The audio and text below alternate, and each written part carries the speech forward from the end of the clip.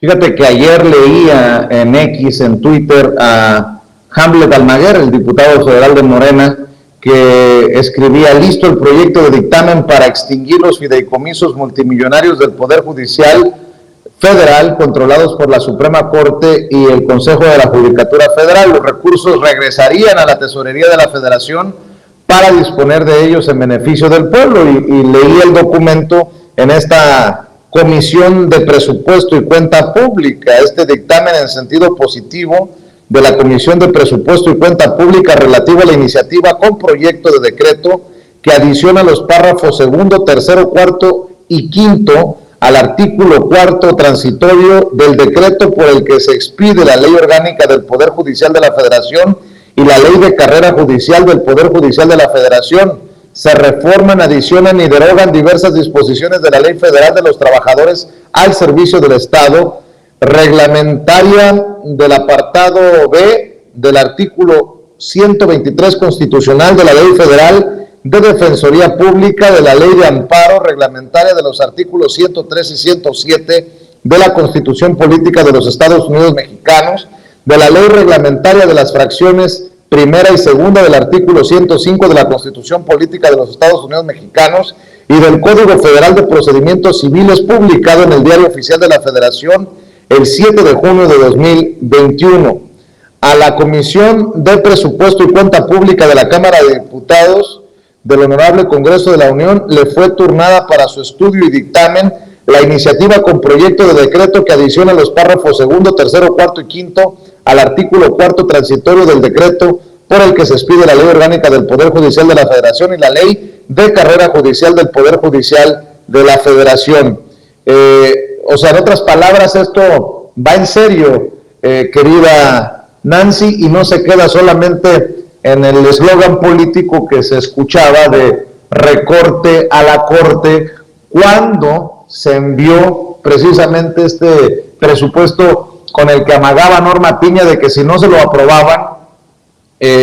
no se podía garantizar una transición del poder pacífica en el 2024, algo que hemos conversado una y otra vez en esta mesa de investigación contra Línea Sin Censura TV. Y esto, pues hay que anticipar, llevará a un choque de trenes y de frente entre aquellos que defienden al Poder Judicial con lo que está ocurriendo,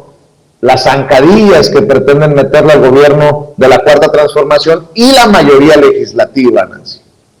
Sí, Vicente, sobre todo porque ya, como tú decías, venía ya hasta un eslogan, ¿no? El recorte a la Corte, pero en realidad hay que ver el fondo, o sea, que esta explicación que da prácticamente con peras y manzanas el diputado Ignacio Mier sea lo que prevalezca en la discusión pública, es decir, la información de exactamente qué es lo que se recortaría, porque no se está recortando el presupuesto, simplemente se les está diciendo devuelve esos guardaditos, esos cochinitos que tienes ahí, que ni siquiera son legales cuando se supone que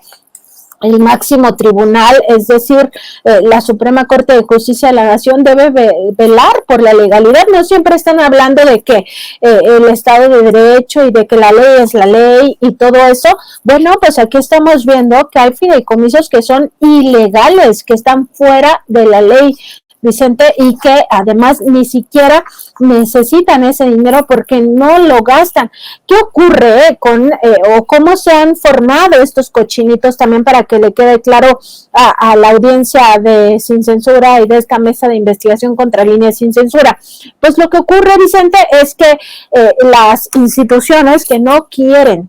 hacer justamente un ajuste a sus presupuestos para la austeridad, sí generan lo que ellos denominan economías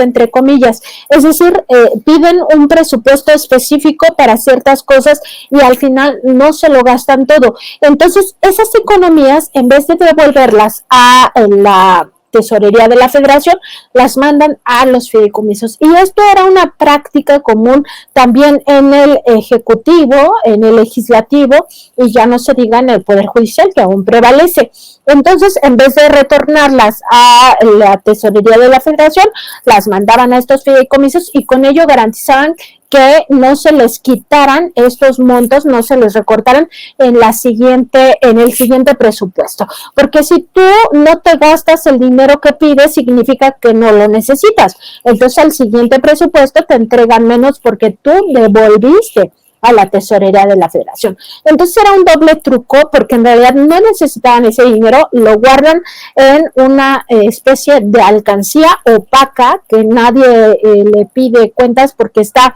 llena de candados, el secreto fiduciario es uno de ellos, y toda la opacidad porque ese dinero ya no está etiquetado.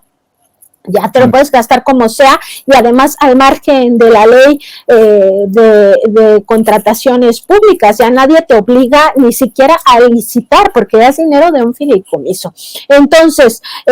¿qué sucede en este caso? Pues que le dicen, a ver, todo ese guardadito ilegal que hiciste, devuélvelo. O sea, ni siquiera se está tocando el presupuesto. Al menos en lo que yo he escuchado al diputado Ignacio Mier, es no darles más dinero del que tuvieron este año o darles un poquito más